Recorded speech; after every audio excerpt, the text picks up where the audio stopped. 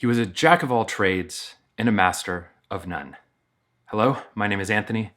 Welcome back to Break the Twitch. If I'd been around when that saying was created, I'm pretty sure it would have been created about me. Especially early in my career, I would spend 6 months doing one thing, a year doing another thing, everything from audio engineering to being a program manager at a health company. I was the marketing director of a bike share company for 3 years, right before doing this actually. Looking back, having more experience and understanding more about myself along the way has helped me understand that that might have been a bit of a twitch at the far end of things. Getting bored with one track or one activity and then seeing a shiny new object somewhere else and switching over.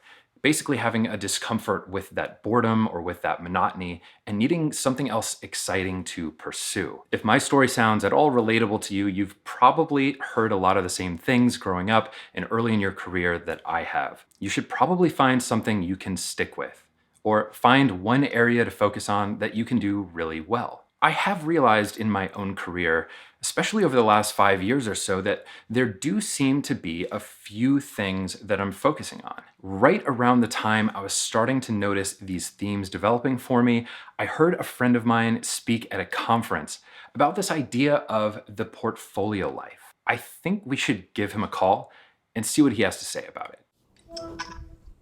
Hey, Hey, how's it going? good. How are you? Good. Hey, I have a question for you. I remember the last time I heard you speak at the conference we were at together.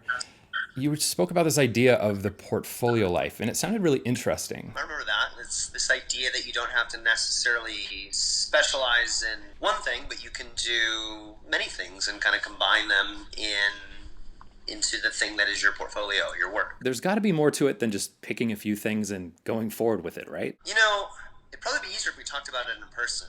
Why don't you just come to Nashville? Seriously? Yeah.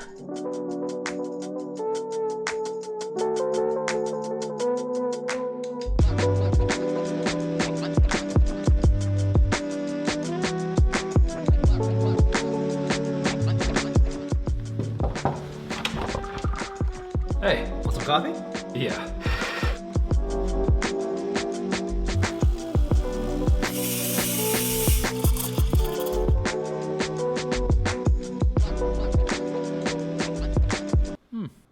So to be a portfolio person and have a portfolio life, what are some of the baseline assumptions we need to make here? So the first thing you need to realize is that we are all now portfolio people. So in 1989, Charles Handy, the guy who coined the term portfolio life in a book called The Age of Unreason, he was an Irish business philosopher. He predicted that in the future we would all be portfolio people and that our careers would be made up of multiple gigs, not one job that you worked for 40 years, but every 5 to 10 years you would get a new job, and that's what a career would look like. He was essentially predicting the gig economy. And several years ago, Forbes predicted that by 2030, over half of the American workforce will be freelance. So this is happening. Whether you realize it or not, whether you want it or not, the portfolio person is going to be the job description for all of us, someone who has multiple interests and can apply those in a variety of fields and contexts. To contrast that, the idea of being a hired gun, a rifle, not a shotgun blast, this is quickly becoming obsolete. And so if we look at the spectrum between I do everything and I do one thing, one of the reasons why becoming a portfolio person is a necessity is because if you just do one thing, it's very easy for a computer to come along and replace that. And I'm often meeting people where this is their reality, where they did one thing for 25, 30 years and now that job is obsolete. If you're a portfolio person and you take 2 or 3 seemingly disparate ideas and interests and combine them into something new and more interesting, it's going to be much harder to replace you because you don't just do one thing. You do your portfolio your way, and nobody can really compete with that. Okay, so how do you figure out exactly what is in your portfolio? I do think it's important that you don't start going, this is what my portfolio looks like, this is the thing that I'm going to do. You're either going to start really narrow and expand that over time, or you're going to start really broad and figure out how do I rein this stuff in. But part of building a portfolio, right? Part of investing in a retirement is you don't know how it's all going to turn out. You just know if I invest in these areas that hopefully I should be able to retire at a certain age. Similarly here, if you keep investing in the right interests, something is going to emerge called your body of work that you won't fully understand until you get to the end of it. So you don't know the work that you're here to do, and the way that you find your body of work is by doing a bunch of different things and seeing how they connect. Clarity comes with action. So you don't know what you're trying to create. You do a bunch of stuff and see how it all connects together. And then at the end of a season or at the end of a life, you look back and you go, oh, that's what it was about. How do you know whether to keep working on something or let go of it? One of the most dangerous things for us to do as people who are trying to find our work is to settle too quickly on the thing that you think it is. It seems to me that the way that we tap into that genius, the work that wants to be birthed through us, is sort of dancing with it. And the dance is knowing what it is and then knowing that you don't know what it is. And so I think the best thing that we can do is continue to be curious and pay attention to the things that we like and not settle on them too quickly and not abandon them too quickly. And sometimes we have to let go of the things that we've gotten a lot of attention for because there's something better or more interesting waiting. We always take a little piece of the last interest, the last job, the last relationship with us when we move into the next thing.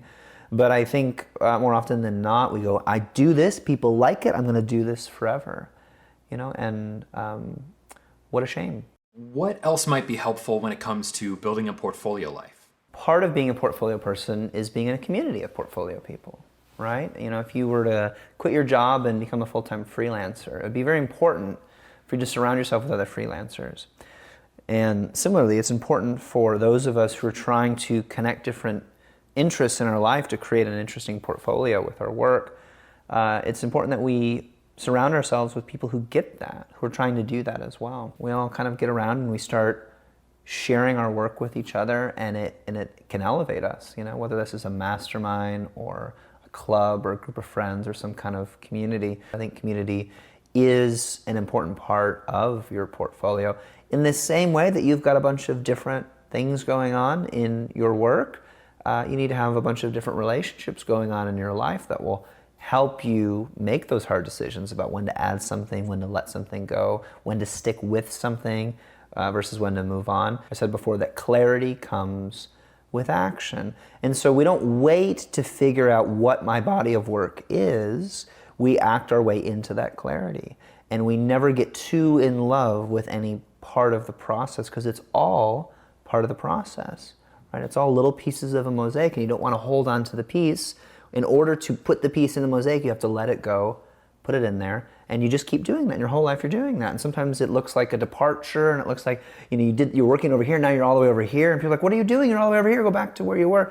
But you understand, even if it's not conscious, you understand at some intuitive level that something's happening. And the only way we get to create this mosaic that we step back on at the end of our life and look at is by continuing to work, continuing to create new things and share them with the world, chasing our curiosity, never assuming that we have it figured out. And I think the most enjoyable careers and experiences in life are the ones where we don't really know how it's going to end. And that's this thing called your life, which is a portfolio. So, what now? I think I'm gonna take a nap. After this conversation with Jeff, it was abundantly clear to me that whether you consider yourself a generalist or a specialist, there's a huge opportunity in becoming a master of some. Really finding ways to focus on a few core themes and letting that become your portfolio life, your body of work. All of the clips from this video were taken from an hour-long conversation that I had with Jeff. And I'm making that full conversation available for Break the Twitch community members. You can get the full hour-long conversation, a ton of extra resources, a community chat channel, and of course, support my work here at Break the Twitch by going to breakthetwitch.com goins.com/community. I'm super grateful to Jeff for sharing his experience and wisdom on this subject. Make sure to check out all of his work over at goinswriter.com. I'll put a link to that in the description of this video and everything else we mentioned. I'd love for you to check that out. Thanks so much for your time, attention. Hope you have a wonderful rest of your day, and I'll see you in the next one.